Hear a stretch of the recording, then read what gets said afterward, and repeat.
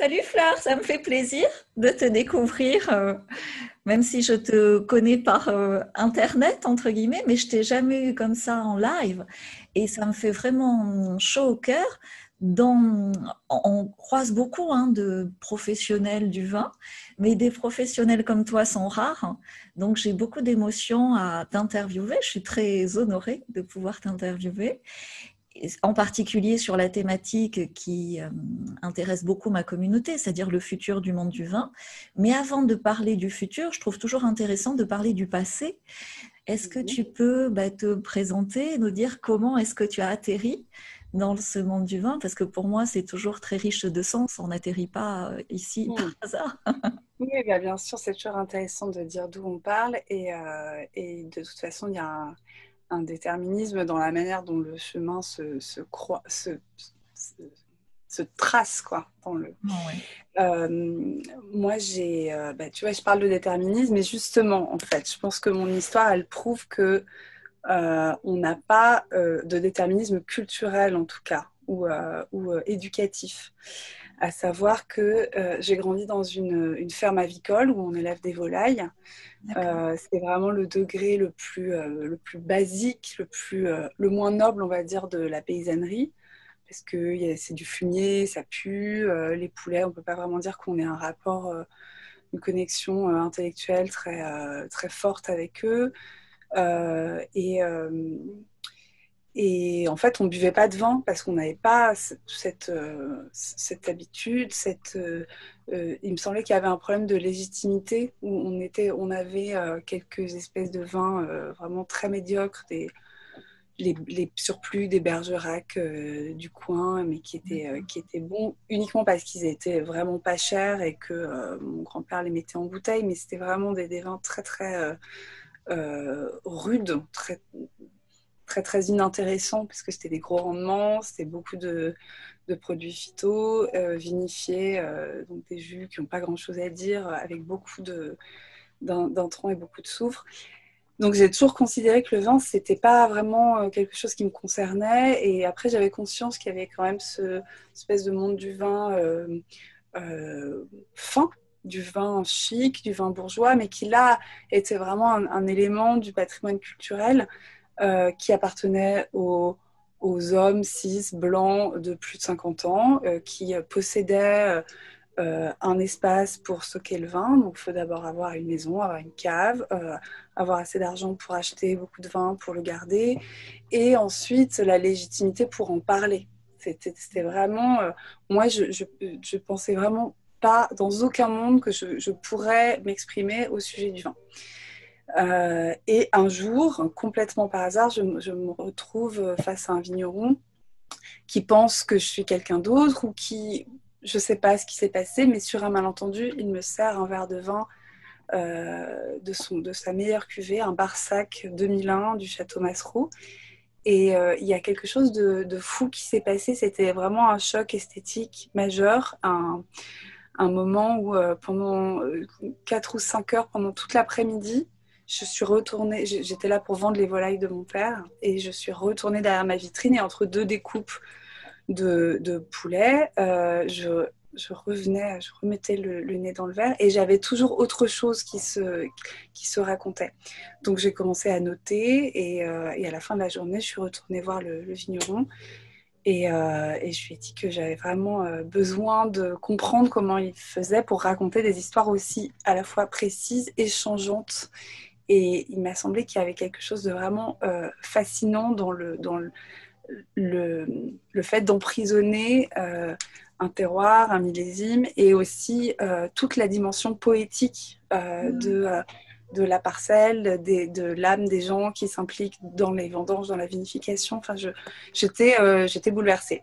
Donc, il m'a proposé de venir au domaine pour comprendre mieux. J'ai passé là-bas 2 ans, vigne, chai, et quand j'ai eu à peu près fait le tour, je suis montée à Paris pour vendre le vin, ce Bien. vin-là, puisque voilà, je me disais, tiens, j'ai suffisamment de bases techniques, j'avais fait toutes les étapes, quoi, physiquement, personnellement, donc je me sentais assez solide pour pouvoir le défendre. Et là, ça a mis vraiment 10 ans que je trouve à peu près la place à laquelle j'étais confortable. Mais Au début, tu vendais à des restaurateurs, tu vendais à des... quand je suis arrivée à Paris, je commençais à faire les tournées avec mes bouteilles sous le bras et j'allais toquer bonjour, j'ai du Bordeaux naturel. Alors c'était amusant parce que les gens, c'était un espèce de bug déjà dans le système.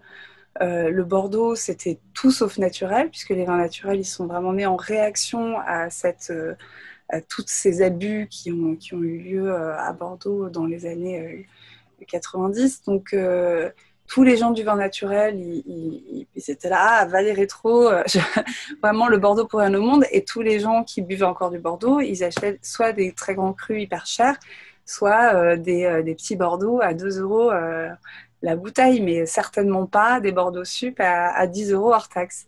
Donc c'est bien, je me suis pris plein de portes, ce qui m'a rendue un peu plus forte à chaque fois. Et puis quand j'ai fini par rencontrer des gens qui avaient à la fois la patience et la curiosité de goûter, j'ai eu, ça fait un petit peu boule de neige, ça m'a fait quelques prescripteurs comme ça importants dans le marché parisien qui ont dit ah bah en fait cette personne en dépit de son genre et de sa jeunesse et de sa démarche plutôt insolite a une légitimité, défend un vin qui est vraiment qui a des choses à raconter, qui est légitime sur nos cartes voilà, on souhaite que vous l'entendiez à votre tour.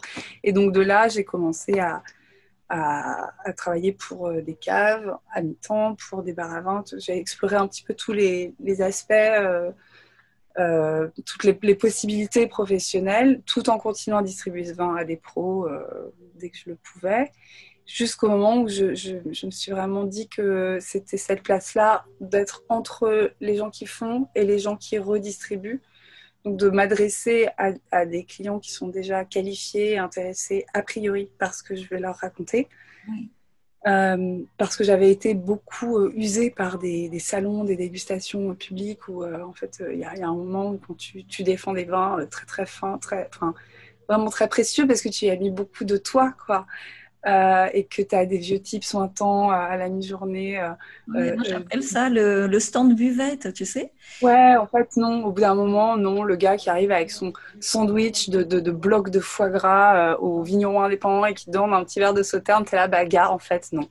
Ça Ouais. va pas se passer. Ouais, Euh, moi, voilà. pareil, j'avais, tu vois, un panneau Corbière bio, sauf que c'était en 1994. Et Wow. puis, il me disait, vous avez plusieurs parents, vous êtes une secte. Je disais, oui, on fait pipi dedans, vous voulez goûter? Wow. Ouais, ouais, parce que, et j'avais 17, 18 ans, tu vois. Et Ouais. puis, au bout d'un moment, les choses se font. Et les choses se font parce que c'est le sens de l'histoire, hein, tu vois. À un moment donné, Pierre Gagnère en Bretagne avait des difficultés. Je sais pas, bon, je ne vais pas refaire l'histoire, hein, mais et j'avais une amie au Japon qui avait besoin d'animation. On embarque Pierre Gagnère au Four Seasons au Japon et avec Asahi en un repas, on fait le marché des vins bio au Japon. Tu vois? Wow. Mais ça ne s'est fait en une soirée que parce qu'il y a eu 10 ou 15 ans de galère avant. C'est ça. C'est Je ça. parle C'est au comme bout d'un des moment. parents qui voulaient plus aller à Paris. Ils disaient non, non, tu vas à Paris, nous, on n'y va plus, c'est bon. Ouais. Ouais, je Donc je comprends. comprends tout à fait le parcours et à quel point ça fait le cuir. Mais comme tout nouveau marché, ben, quelque part, il faut le créer par des bonnes rencontres, hein. Mm. C'est ça, il y a quelque chose de vraiment de l'énergie et de la générosité que tu vas investir dans ce travail, où au début, il faut donner tout. Je suis en pleine phase de recrutement, donc je l'explique beaucoup. Il faut donner tout, il faut avoir une petite distance vis-à-vis de ce qui est en train de se passer, parce que c'est jamais complètement soi ou le vin, mais c'est juste que la rencontre peut ne pas se faire aussi avec les gens. Et il faut avoir de la ressource, quoi. C'est vrai que Voilà, c'est et très... recruter la base, hein, parce que ça aussi, beaucoup de vignerons ou de professionnels du vin se plantent dans les recrutements, hein, ça on le voit beaucoup. Et en fait, au-delà des compétences, il faut toujours recruter sur les valeurs. Oui, Euh, bien sûr. à partir du moment où tu t'entends sur les valeurs, et Dieu sait si elles sont fortes et différentes d'un domaine à l'autre, hein, eh ben, les compétences, tu les acquiers après, quoi. Mm, mm. Et alors aujourd'hui, dans le présent, puisqu'on a fait le passé, tu vois, le présent, où tu en es? Alors moi, j'ai monté ma boîte du coup en 2014. J'ai une quarantaine de domaines en distribution. Je fais de l'achat-revente, donc j'achète, je stocke et ensuite on redispatche les références dans des petites commandes de demi-gros. En fait, je livre par 60 bouteilles, à partir de 60 bouteilles aux pros. Ce qui leur permet, à Paris, il y a toujours cette problématique d'espace, de trésorerie. Donc, ce qui leur permet d'être livrés du jour au lendemain de 60 bouteilles différentes s'ils le souhaitent, en fait. D'accord. L'idée, c'est voilà, c'est un service logistique avec une sélection qui a pour fil rouge la qualité absolument pur jus des vins.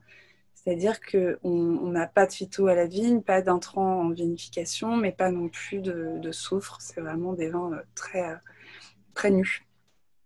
Et oui, et tu as écrit t'as co-écrit un livre, c'est une bande dessinée ou un livre pur jus, c'est les deux.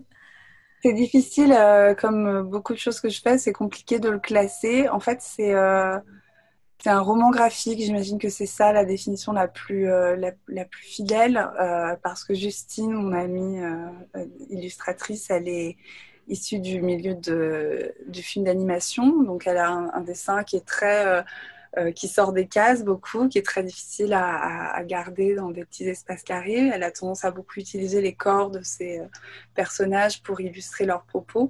Et donc, elle les déformer. Enfin, il y a vraiment quelque chose de très dynamique.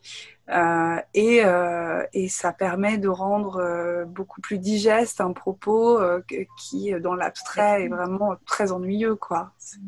Personne, à part quelqu'un qui est complètement, enfin, un geek de la taille, comprend quand on lui parle de flux de sève, de nécrose, etc. Mais à moins d'avoir un dessin, les autres gens ne se sentent pas concernés.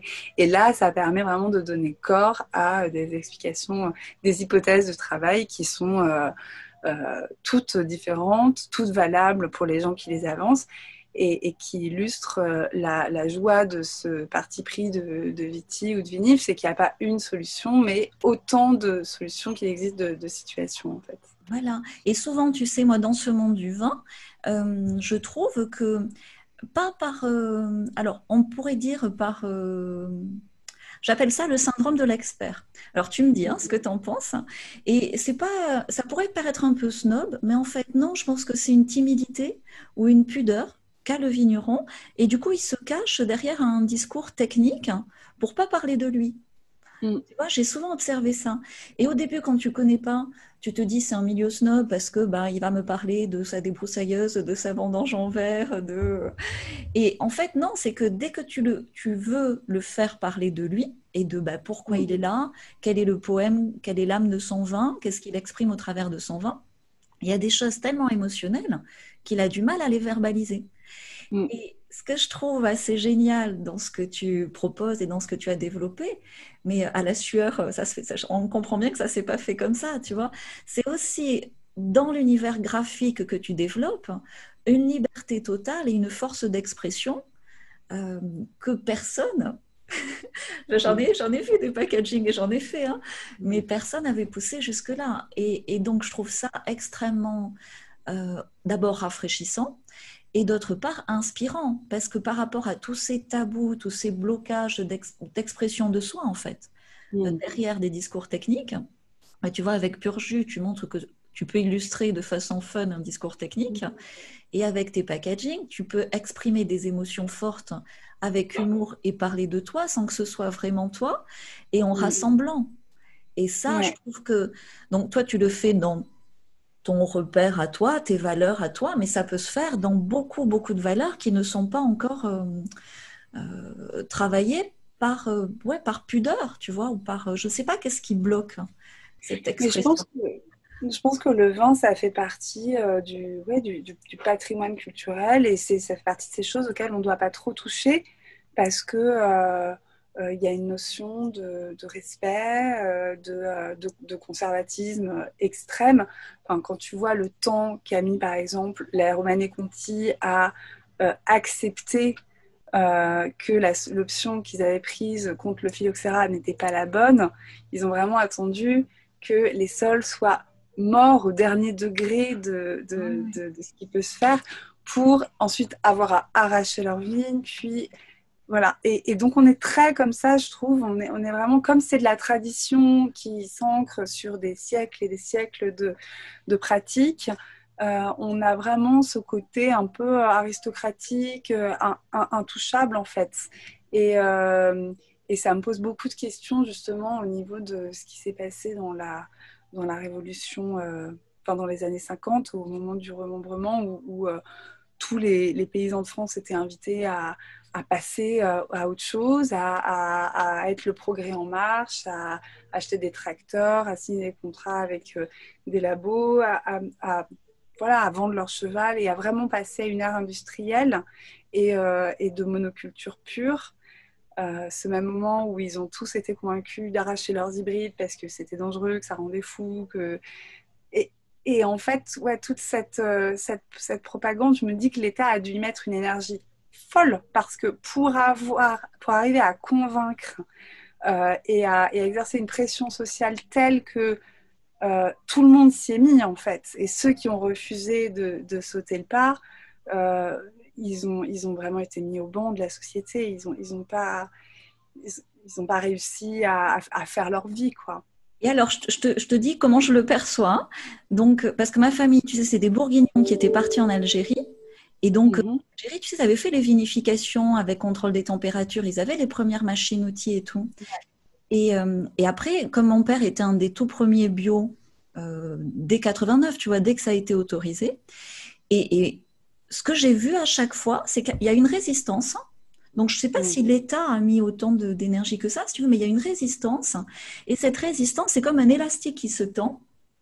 Et Mhm. quand ils se lancent, comme c'est très corporatiste, dans l'innovation, ils se lancent tous en même temps. Et ça fait des bascules. On l'a Ouais. vu, donc là pour le bio, mais avant le bio, la mise en bouteille au domaine.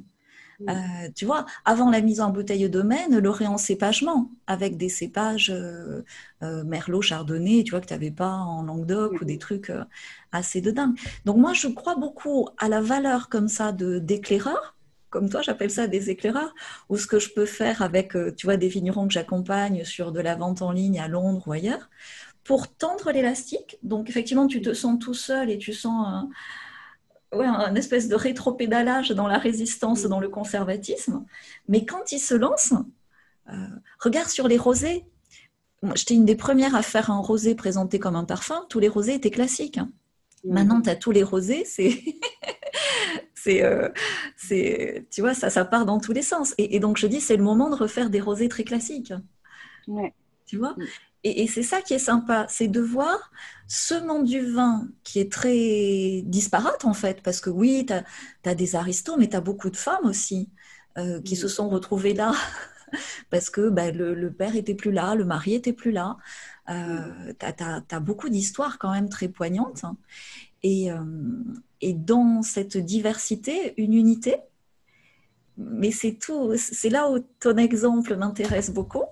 C'est-à-dire que en étant éclaireur, est-ce que tu vois cette accélération dans le temps vers le futur, d'évolution? Est-ce que tu sens encore beaucoup de résistance? T'en es où? Écoute, moi, je suis très contente de vivre à une époque où je vois les choses possibles et où moi-même, je me sens autorisée à prendre la parole, à faire des cuvées militantes. Mais tout ça, c'était pas un plan. Ça s'est fait par la force des choses. Au point de départ, c'était une embrouille dans une soirée qui se transforme en un souvenir assez douloureux et violent, qu'on décide de se réapproprier, de mettre sur une bouteille et de faire la cuvée pute féministe. Et une fois qu'on a eu fait celle-ci, on s'est dit, eh ben, en fait, on ne va pas s'arrêter parce qu'on a vraiment des choses à dire, il y en a beaucoup, des inégalités systémiques dans ce milieu ultra masculin et conservateur, il y en a vraiment à l'appel, donc on peut y aller. Et l'idée, c'est quand même, tu vois, je discutais avec un jeune homme brillant qui s'appelle Nathan Rapatou, qui a ouvert une cave à Paris qui s'appelle Rerenga Wines. Il est le premier en France, à ma connaissance, à ouvrir un lieu du vin qui revendique comme inclusif, déconstruit et il a mis entre ses bouteilles des livres, des références, des ressources pour aider les gens à se sentir légitimes dans leur rapport au vin, mais d'un point de vue sexiste, d'un point de vue décolonial. En fait, on a tout à faire. Et le vin, l'histoire du vin a produit tellement de souffrances enfin, ça s'est fait au prix de tellement de violence, d'exploitation, vraiment, c'est pas du tout que de la culture et de la beauté. Il y a beaucoup de gens qui ont été esclavagisés. Il y a beaucoup Ouais, de voilà. vies qui ont été sacrifiées, quoi. Ouais. Et alors, parce que moi, tu vois, je me suis posée, j'ai comme ça dans mes recherches, évidemment, une recherche spirituelle aussi, donc je me suis posé beaucoup de questions, tu vois, bon, ben, j'aide à la promotion du vin, j'ai aucune envie de rendre les gens alcooliques ou qu'ils soient pas bien. Et je te dis, ma famille était en Algérie, mais en Algérie, mon grand-père, qui était à l'initiative des maisons de la culture, avait fait en sorte que sur le vignoble, il y ait une mosquée, un hôpital, eau courante, électricité pour tout le monde. Et il appelait ces vignes mes chers esclavages. Si tu veux, et par les maisons de la culture, il redonnait aux ouvriers ce que les ouvriers lui avaient donné. Et ils avaient défriché comme ça des terres, et toujours en avance, tu sais, on est toujours un peu en avance dans la famille. Et c'était au moment où il y avait le phylloxéra en France, donc c'était super bien tombé. Alors qu'en fait, il y en avait 1 sur 10 qui survivaient à cause de la malaria. Et il s'était mis à plusieurs pour creuser un tunnel sous le Sahel. Donc tu vois, moi je suis issue de ce type d'histoire du vin, où oui, il y a de la souffrance, mais c'est comme une rose, tu vois, une rose sans épines, ça n'a pas la même saveur. Et mon père m'a toujours dit, parce que moi à un moment donné à mon père aussi, tu sais, il y a une rébellion, je dis mais papa quand même, il me dit mais Galatée, la plus belle vigne du monde a besoin d'un tuteur et doit lutter contre le tuteur, sinon c'est une liane, si tu la laisses partir, tu as besoin de cette contrainte-là. Et donc, ce que je trouve merveilleux dans l'histoire du vin, c'est t'imagines 5000 ans d'histoire. Je ne connais pas un autre produit qu'on a autour, tu vois, qui a 5000 ans d'histoire et une telle multiplicité. Et ce qui est passionnant, c'est comment ça va évoluer. Donc, sur la base de ce que tu fais, il y a tellement de causes qui ont besoin aussi de support comme tu le fais. Qu'on n'imagine même pas, tu vois. Moi, j'encourage les vignerons dans leurs cours de dégustation à parler de leur histoire familiale. Parce que des fois, tu as 5 générations, mais ça reste, il n'y a pas eu de livre, il n'y a rien eu. Et aujourd'hui, grâce à Internet, on peut s'exprimer. Comme toi, tu t'exprimes librement, tu vois. Ben, si toi, tu peux faire ça, imagine le nombre d'histoires et de causes à défendre, que ce soit local, que ce soit familial, que ce soit collectif, comme tu le fais. Mais pour que... ma question, c'est, excusez-moi, mais c'est qu'est-ce qui va te débloquer? Parce que toi, tu es un exemple très fort, mais moi, ça fait des années que je bloque sur qu'est-ce qui va nous débloquer ce monde du vin pour l'étape d'après? Ah, mais c'est que des gens qui y vont, en fait. Enfin, tu vois, moi, j'ai participé à 2 procès, là, dans les 10 dernières années, qui m'ont coûté de l'énergie, de l'argent, du temps, mais qui, je pense, ont permis à des femmes, beaucoup de femmes du milieu de se sentir moins oppressées, en fait. Et il n'y a que tu vois, en étant suffisamment... je pense que les personnes qui ont suffisamment d'aplomb au niveau financier, professionnel... moi, j'ai ma boîte. Jamais j'irai travailler pour quelqu'un. Je me retrouverai jamais en situation de salariat. Et je m'en fiche de perdre quelques clients qui sont... ou quelques... Tu vois, c'est pas grave en fait si des gens préfèrent ne plus travailler avec moi parce qu'ils sont en désaccord avec mes initiatives ou mes idées. Et à la rigueur, je préfère qu'on travaille ensemble pour de bonnes raisons. Donc, de participer par exemple au procès contre Marc Sibard, c'était une des personnalités les plus reconnues du milieu du vin en France. C'était vraiment ce génie qui avait invité le vin naturel au Cavogé et qui en avait fait une chose possible et légitime en fait dans la sommellerie académique.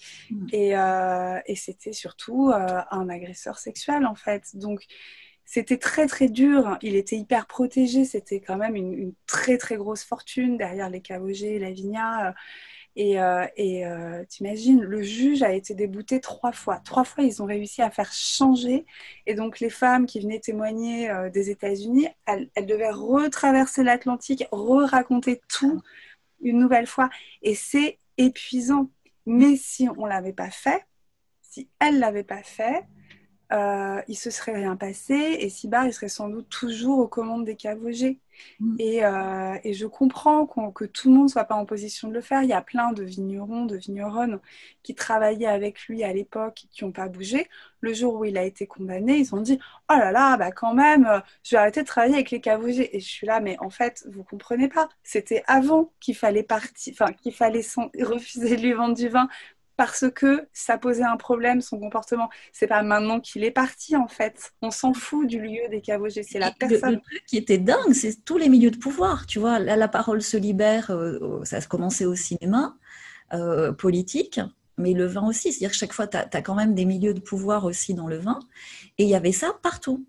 C'est-à-dire que cinéma, et encore dans les grandes entreprises, hein, même hors vin, si tu veux. Et ce qui est assez génial, alors là, on revient à la spiritualité, mais si on dit c'est l'ère du Verseau. Et moi, je ressens vraiment ça, c'est-à-dire dans ce renforcement de l'énergie féminine, tu as 2 choses qui sont beaucoup mieux protégées qu'avant, mais on part de très très loin. C'est la femme et l'enfant, tu vois, mais tout secteur, tout secteur.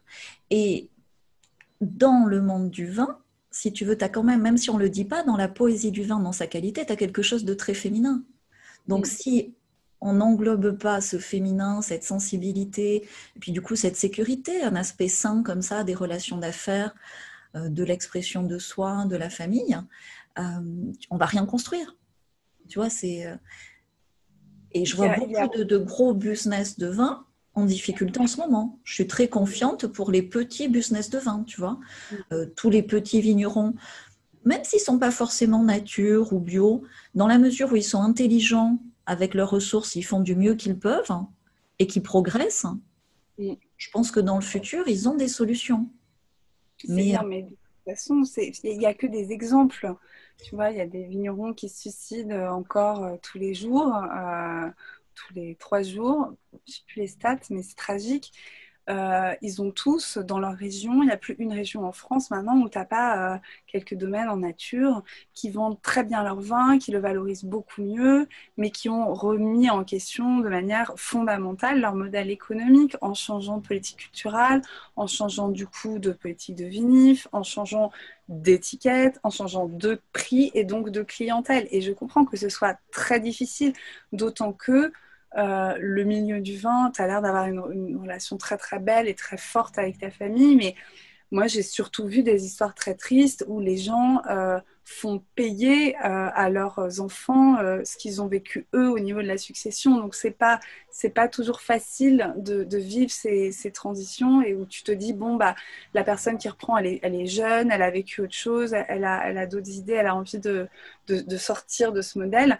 Encore faut-il que ses parents lui laissent cette place-là, lui donnent cette confiance et que ça se fasse en douceur. Ou de l'apprendre, hein. Tu sais, c'est ce que je disais par rapport au tuteur. C'est-à-dire qu'à un moment donné, la liane est suffisamment puissante. Si on attend que nos parents nous donnent la place, oui. C'est plus un rééquilibrage, tu veux. Et moi, j'ai une très belle histoire familiale parce que j'ai beaucoup lutté et qu'il y a eu des trucs très, très durs, évidemment.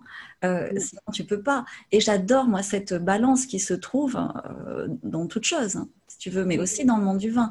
Et donc, c'est pour ça que le côté aristocrate, patriarcal, d'abus, tu vois, mais qu'il y a aussi dans d'autres secteurs, c'est aussi l'occasion d'un renouveau aujourd'hui, d'une prise de position différente.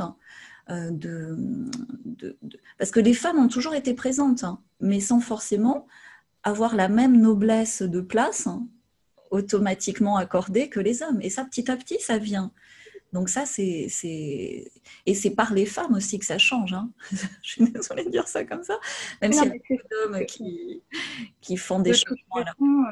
Historiquement, il n'y a jamais eu aucun homme dans l'histoire de l'humanité qui a dit bon, alors en fait, vous n'avez pas assez d'argent, vous n'avez pas assez de salaire, vous n'avez pas assez de droits, tenez, prenez-en plus. En fait, c'est évidemment qu'il faut aller les chercher.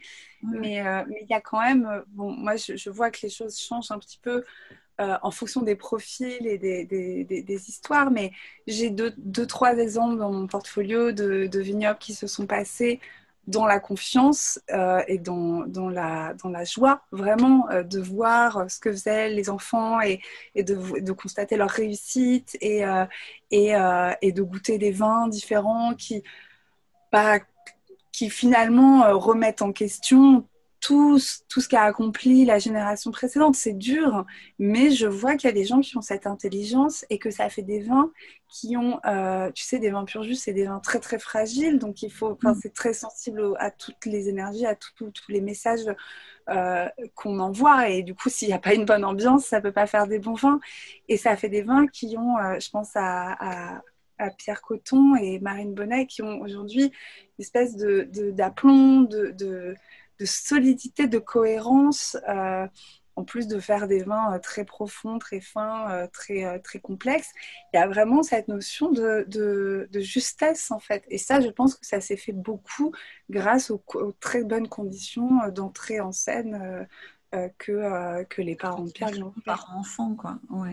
Ouais. Voilà. Et si tu veux, pour moi, cet exemple des vins nature ou cet exemple de l'expression de ce que tu défends avec beaucoup de liberté et beaucoup d'avant-gardisme, ben, ça doit servir tu vois, de dire, voilà, si Fleur peut faire ça, qu'est-ce que je peux faire moi? Tu vois? Bien sûr, mais C'est ça, la force du message. Et là, on commence à voir le futur du monde du vin.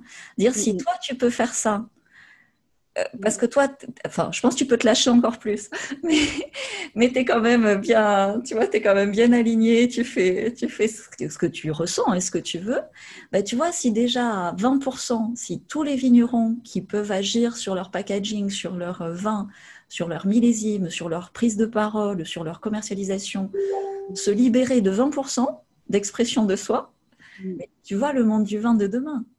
Bien sûr, bien sûr. Bien sûr que je le souhaite le plus inclusif et le plus accessible possible. Et ça, tous les gens qui travaillent au sein d'un domaine peuvent faire leur part en essayant de mettre en place une cuvée pour commencer et en lançant sur le marché des vins qui affirment des choses.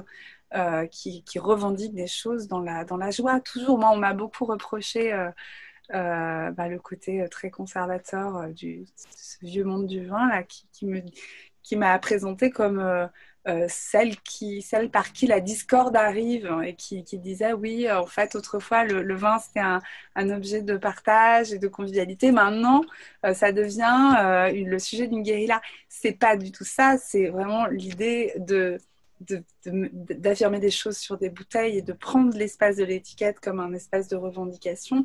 C'est au contraire l'occasion qui est donnée aux gens qui sont victimes de discrimination de poser une bouteille sur la table en disant, tu vois, en fait, voilà, je suis vraiment sympa parce que la démarche de partager du vin, c'est quand même plutôt tourné vers la vie et pas vers la tristesse.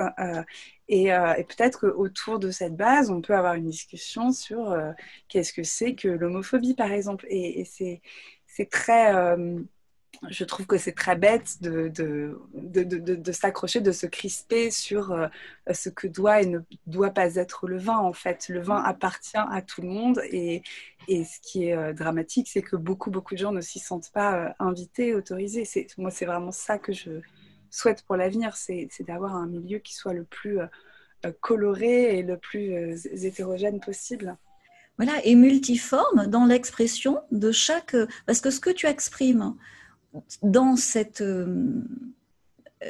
propositions de vin, c'est aussi très lié à ton identité et à ton parcours. Et c'est comme ça que ça vibre et que c'est vrai. Et c'est comme ça que ça attire les gens qui sentent la vérité du message. Tu sais, on dit in vino veritas.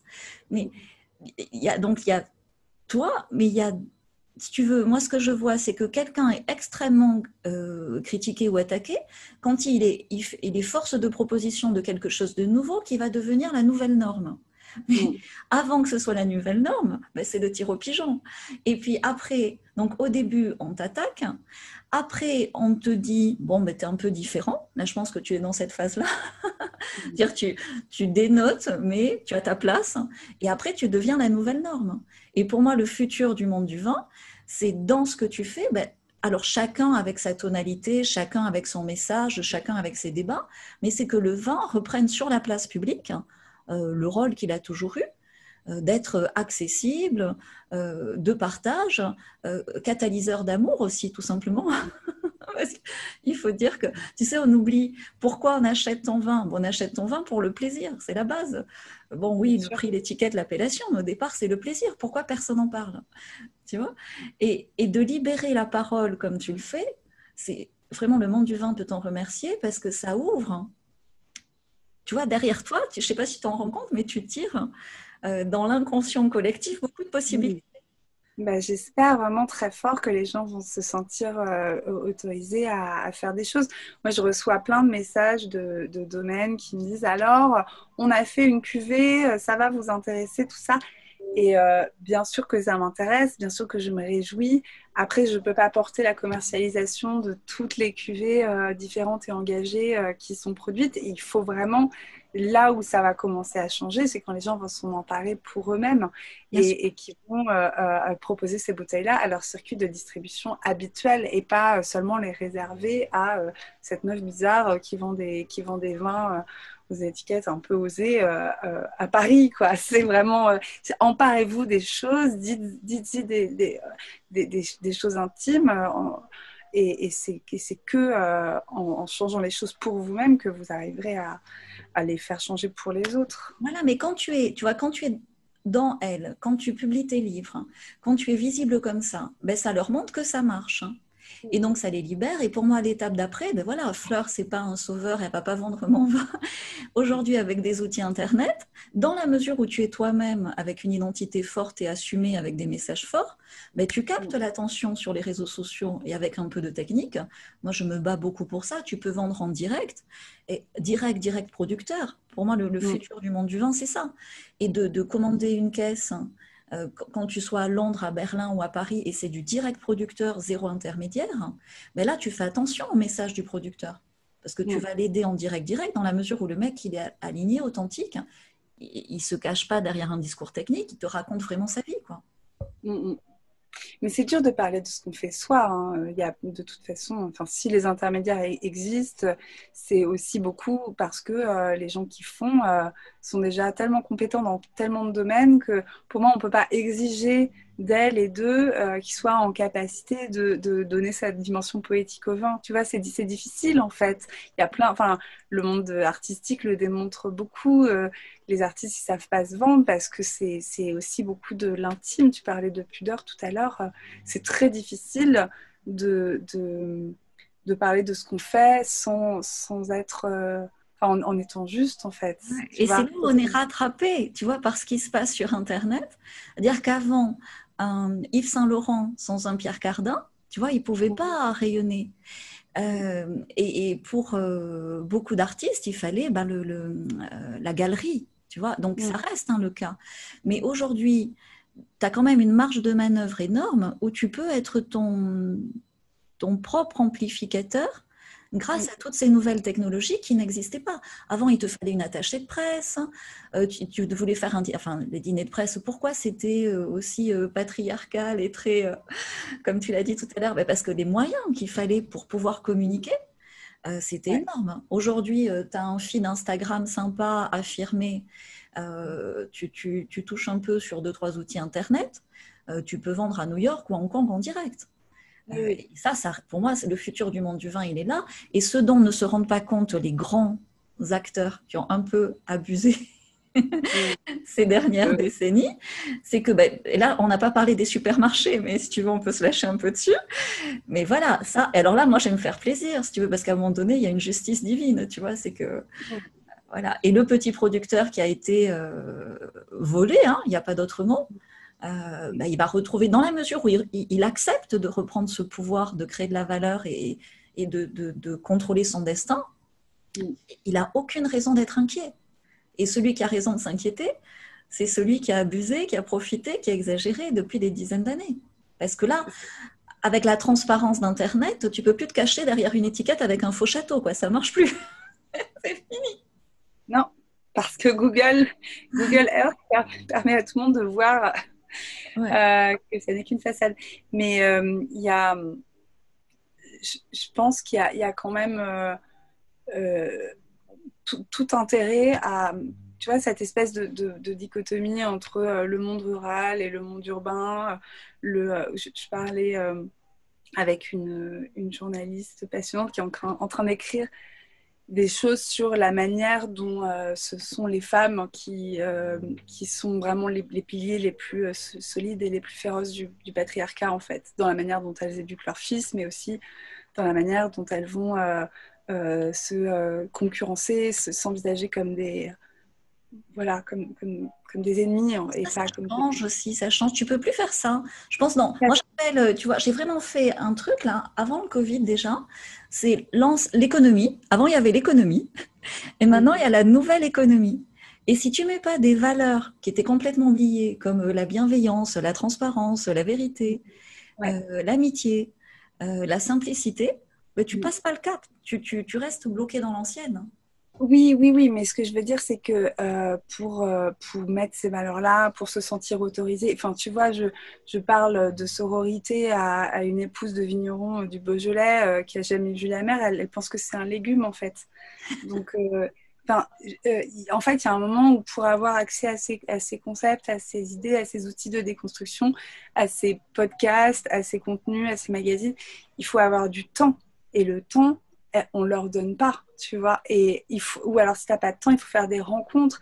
Et, euh, et je me réjouis en tout cas de ce que va donner cette espèce de brassage où maintenant les enfants quand même bougent, font des études, ont d'abord une première vie, puis quand leurs parents sont vraiment fatigués, se posent la question de est-ce qu'ils vont pas abandonner leur carrière d'avocat ou je ne sais quoi d'ailleurs pour reprendre les commandes du domaine et raccrocher, retrouver du sens et de faire cette décision, enfin de prendre cette décision en tout cas pour de bonnes raisons parce qu'ils le désirent et parce que ils ont quelque chose à régler avec cette histoire familiale et voilà, moi je suis très je suis pleine d'espoir pour les 20 prochaines années en considérant ce brassage nouveau et cette...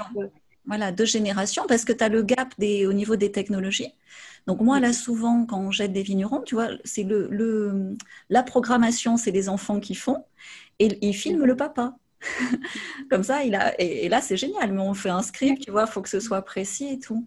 Et en même temps, tu as un aspect économique et de rentabilité. C'est-à-dire que si, dans les clubs, il y a beaucoup d'enfants qui reviennent de l'étranger, là, d'Irlande ou d'Angleterre, mais parce que quand tu peux en direct faire, par exemple, 10 000 euros en un week-end, une palette en un week-end grâce à Instagram, ah bah là, oui, tu veux bien laisser tomber ton job ou ce que tu pensais faire à Londres, parce que du coup, alors que tu l'aurais jamais fait avec une petite foire au vin locale ou je ne sais quelle négociation, quoi, où chaque fois, c'était beaucoup d'efforts, beaucoup de souffrance, comme tu le disais.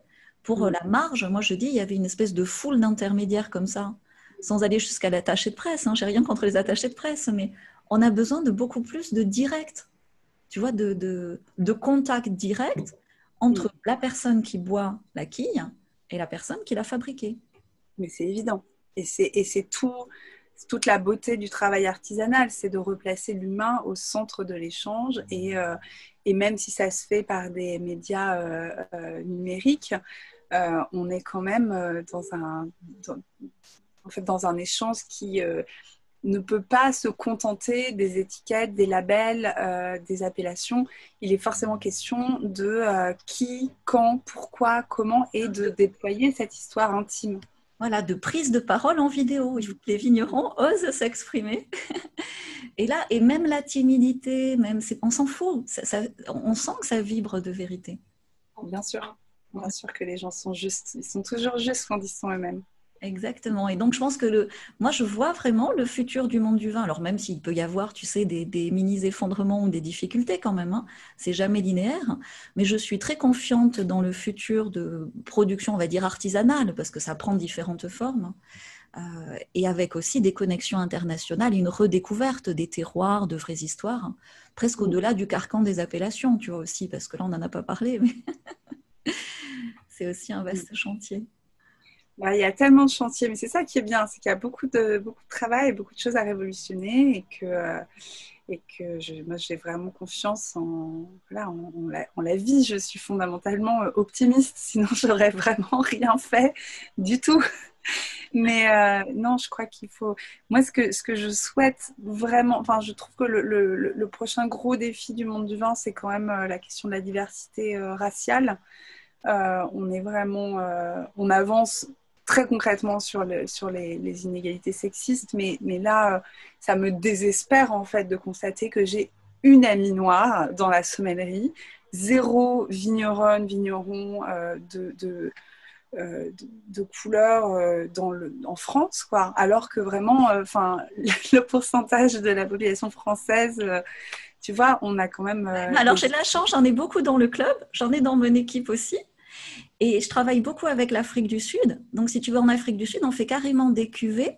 Il y a un projet qui est absolument génial. Juste à l'extérieur de Cape Town, si tu veux, il y a des mamans qui cultivent dans l'arrière-jardin 4, 5 cèpes, pas plus. Et on a fait une coopération, enfin c'est pas moi directement, mais j'ai bossé sur les packaging et la distribution. Et après, c'est rassemblé dans une coopérative pour faire des cuvées et vendues localement. Donc, tu as des choses. Et moi, sur ma chaîne YouTube, moi, j'adore, pour moi, même au niveau de tendance, que ce soit un homme ou une femme de couleur avec un verre de vin. Mais pour moi, c'est hyper tendance. Au-delà de. Moi, je suis sensible, tu sais, au futur. Et donc, je suis toujours en quête de what next, what next. C'est clair que c'est ça. C'est-à-dire qu'aujourd'hui, tu veux être trendy. Je ne comprends même pas que les syndicats d'appellation ne le fassent pas. Tu prends forcément quelqu'un de couleur avec un verre de vin. Non, mais parce qu'en fait, Galatée, aujourd'hui, les gens qui sont un peu trop foncés, en fait, ils sont bons aux vendanges, tu vois. Et encore, en fait, ils sont bons aux vendanges si on les paye au noir et pas trop cher. Et c'est vachement, c'est Non, mais terrible. ça, moi, je suis vraiment confiante parce que je le vois beaucoup changer et ça va vraiment changer très très vite. C'est-à-dire que tu peux pas arrêter une mode. C'est-à-dire que là, c'est carrément une mode. Donc, tu peux pas. À l'international, hein, je te dis pas encore en France, hein, mais à l'international, aujourd'hui, si tu as un feed Instagram sur le vin où tu n'as pas une personne de couleur qui goûte ton vin, tu es à l'ouest, quoi. Ouais. Bon, en France, on est un peu à l'ouest quelquefois sur certaines modes et puis après on rattrape. Mais ça, je suis confiante, Non. ça va arriver. Ouais. Mais je te Bah, dis, après, c'est aussi les causes individuelles. Quand tu as des. Parce que par exemple, telle famille, dans ces générations, va être touchée par. Ça arrive, hein, malheureusement, le deuil d'un enfant ou des choses très difficiles. Ça peut devenir une cause. Et moi, il n'y a pas de hasard, si tu veux, malheureusement ou heureusement. Et donc, de ta magnifique prise de parole et de cette ouverture, hein, ben, il y en a des milliers qui peuvent suivre derrière, chacun dans leur spécificité. C'est ça le futur du vin, désirable. Bien sûr, bien sûr. Je pense à des vigneronnes de Faugères, le Clofantine, qui ont une enfant handicapée dans la famille et qui m'ont dit tout de suite, quand on a fait les cuvées militantes, bon, bah, nous, ça nous intéresse en fait, la question du validisme, parce qu'en fait, très concrètement, notre enfant, en septembre, on ne sait pas où elle va aller parce que l'État n'a pas prévu de prise en charge pour elle et que, ben, voilà, ce système binaire, il est pas fait pour les personnes qui ont, on disait une case en plus, mais parce que oui, c'est une différence et évidemment que c'est une richesse et pas seulement un handicap. Enfin, c'est quand même fou. Et ça, c'est tout le monde d'après. C'est-à-dire que au-delà, parce que là, on disait pour le monde du vin, mais tu prends le monde de la finance, tu prends le monde de l'éducation, tu prends le monde de la politique ou du cinéma, c'est exactement pareil. Et si tu veux, et on passe à une espèce de freestyle qui a l'air complètement faux-fou, mais derrière ce freestyle, tu as des valeurs, tu as des rails comme ça extrêmement sains et extrêmement libérateurs. Et donc oui, le monde du vin va suivre, j'espère. Ce que j'aimerais, c'est qu'il enclenche un peu plus rapidement, tu vois, chaque fois qu'on passe un cap. On va pas lui laisser le choix. Je suis désolée, j'ai la machine à laver qui a été mise en route pendant notre conversation. D'accord. Et voilà, je pense que déjà cet échange est inspirant. pour tous les professionnels du vin, les vignerons, les vigneronnes qui nous écoutent. Alors, s'il y a des professionnels du vin qui sont à la tête de grosses structures, il n'est jamais trop tard pour revoir. Personne n'est parfait et tout le monde a le droit de revoir certaines choses. Et ça se fait par l'échange. Souvent, quand tu ne sais pas comment faire, tu prends quelqu'un qui a déjà fait le chemin et sur le petit bout de chemin que tu veux faire, il peut guider, quoi. Donc, messieurs, voilà. Voilà, allez-y en fait. On n'est pas du tout accusatrice de quoi que ce soit, mais à un moment donné, si c'est pas nous, c'est l'histoire qui fait qu'il faut bouger, quoi. C'est certain. On compte sur vous. On vous voit, on compte sur vous. Voilà, parce que il faut de tout. Il faut de tout. Il faut des hommes, il faut des femmes, il faut du vin. Galatée, merci beaucoup pour cet échange plein de vitalité. Merci à toi, merci. Et puis à très bientôt, il faut qu'on fasse la suite. Oui, avec grand plaisir. Bye bye. À bientôt. Au revoir. Au revoir.